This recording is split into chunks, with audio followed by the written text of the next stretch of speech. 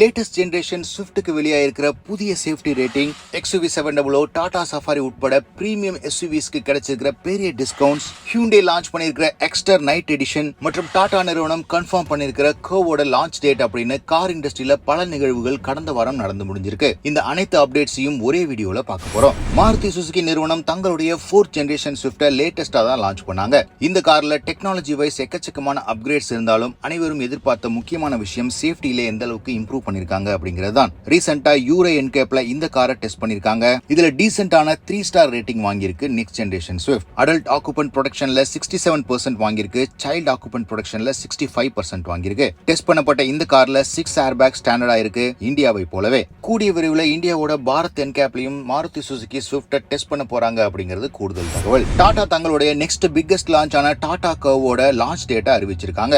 August 7, 2024 அப்படிங்கிற தேதியில இந்த காரை லான்ச் பண்றாங்க.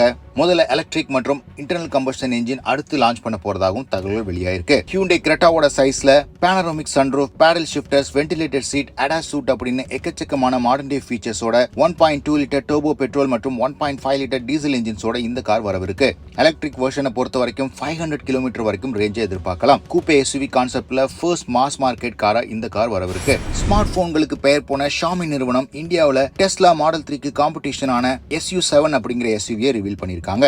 ஸ்லீக்கான எக்ஸ்டீரியர் டிசைன் மற்றும் 56 இன்ச் ஹெட்ஸ்அப் டிஸ்பிளேவோட இந்த கார் தனித்துவமான டெக்னாலஜி மார்வலா தெரியுது. Full ADAS suite, 25 speaker audio system, panoramic glass roof அப்படின்னு இந்தியால விற்பனையாகிற அனைத்து லேட்டஸ்ட் கார்களையும் காட்டிலும் பெரிய அப்கிரேட் ஆயிருக்கு. இந்த காரோட அபிஷியல் ரேஞ்ச் 830 கிலோமீட்டர் ஆயிருக்கு. குளோபல் லெவல்ல டெஸ்டாவோட காம்பீட் பண்ற இந்த கார் இந்தியால எப்போ லான்ச் ஆகும் அப்படிங்கிற தகவலை இதுவரைக்கும் வெளியிடல. Hyundai நிறுவனம் அவங்களுடைய கிரெட்டா மற்றும் வென்யூவோட நைட் எடிஷன் போலவே இப்போ எக்ஸ்டருக்கும் நைட் எடிஷனை லான்ச் பண்ணிருக்காங்க. பிளாக் தீமை பேஸ் பண்ண இந்த கார் 8.38 lakhs எக்ஸ்ஷோரூம் பிரைஸ்ல இருந்து ஸ்டார்ட் ஆகுது. அபிஸ் பிளாக், ஷேடோ கிரே அப்படின்னு 2 புதிய கலர் ஆப்ஷன்ஸை இன்ட்ரோடியூஸ் பண்ணிருக்காங்க. ரெகுலரான வேரியன்ட்ஸை கம்பேர் பண்ணும்போது ரெட் ஐ லைட்ஸ், இன்டீரியர்ல கொஞ்சம் மாடிஃபிகேஷன்ஸ் பண்ணிருக்காங்க. நைட் எடிஷன் ஸ்டாண்டர்ட் எக்ஸ்டரை கம்பேர் பண்ணும்போது 15,000 ரூபாய் எக்ஸ்ட்ரா பே பண்ண வேண்டியிருக்கும்.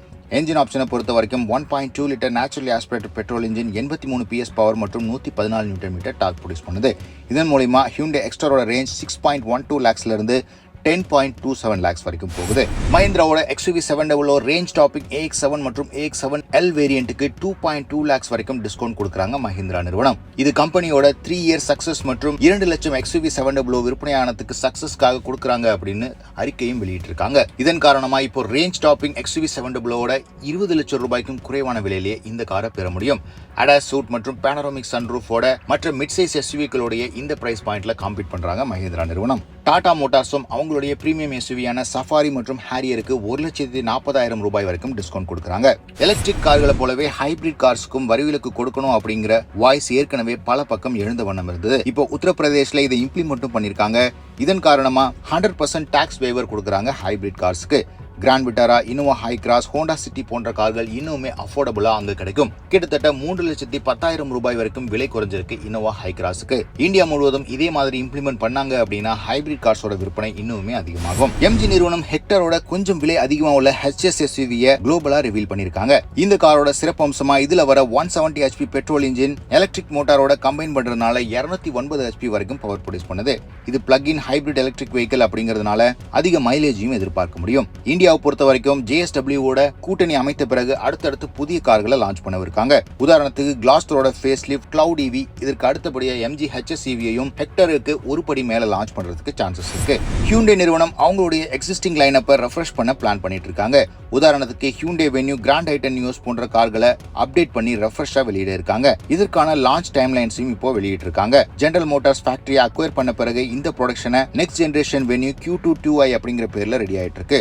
அக்டோபர் 2025ல இந்த 2 கார்களையும் எதிர்பார்க்கலாம் அப்படின்னு Hyundai நிறுவனம் தெரிவிச்சிருக்காங்க. நிசான் நிறுவனம் தங்களுடைய நெக்ஸ்ட் ஜெனரேஷன் எக்ஸ்டைல் காரோட லான்ச்சுக்கு ரெடி ஆயிட்டு இருக்காங்க. இந்த காரோட டீசர்ஸை பேக் டு பேக் ரிலீஸ் பண்ணிட்டு இருக்காங்க. இப்ப அபிஷியல் டீசர்ல ஃபீச்சர் ரிச் இன்டீரியர் கேபினையும் ரிவீல் பண்ணிருக்காங்க. எக்ஸ்டைல் இப்ப 4th ஜெனரேஷன் அவதார்ல இருக்கு.